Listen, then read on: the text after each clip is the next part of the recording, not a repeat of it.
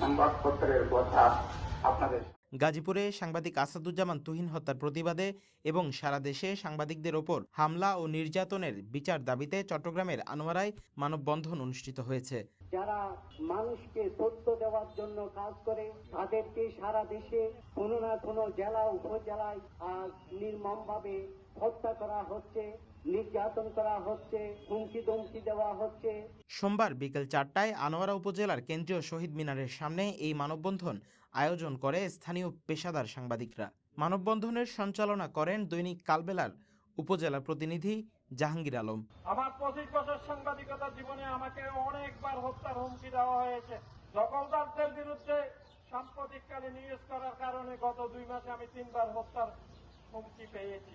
আমরা আজকের এই প্রতিবাদ সমাবেশ থেকে তুহিন হত্যার দৃষ্টান্তমূলক বিচার সহ ভবিষ্যতে কোনো সাংবাদিক যেন নির্যাতনের শিকার না হয়, তাদের কলম যেন থেমে না থাকে, সরকারকে এই ব্যবস্থা নিশ্চিত করে আইন প্রণয়নের জন্য আমরা আজকের এই মানববন্ধন থেকে দাবি জানাচ্ছি।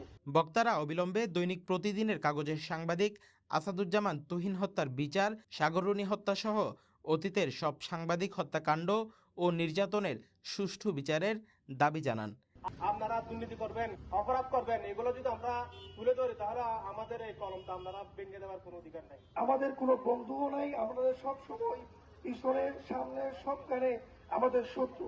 এই শত্রু মোকাবেলা করার জন্য আমাদের ভাই ভাইয়ে ঐক্যতার প্রয়োজন। মানববন্ধন থেকে সাংবাদিকদের জন্য সুনির্দিষ্ট নিরাপত্তা ব্যবস্থা ও সুরক্ষা আইন প্রণয়নের দাবি জানানো হয়। যারা হয়রানির শিকার হয় তাদের আশা ভরসার স্থল হচ্ছে সাংবাদিকেরা। সাংবাদিকেরা যখন তাদের দায়িত্ব পালন করতে যায় তখন বিভিন্নভাবে রোষানলে পড়ে।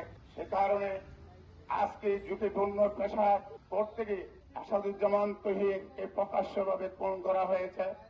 সারা দেশে বিভিন্নভাবে সাংবাদিকদের নির্যাতন করে তাদের কলমী শক্তি, তাদের কণ্ঠরোধ করার চেষ্টা চালানো হচ্ছে। আমরা আশা করেছিলাম বিগত সরকারগুলো সাংবাদিকদেরকে নিয়ন্ত্রণ করার জন্য যতটুকু আইন করেছে, কিন্তু সাংবাদিকদের সুরক্ষা আইন তারা বাস্তবায়ন করেনি। News desk, CTG post.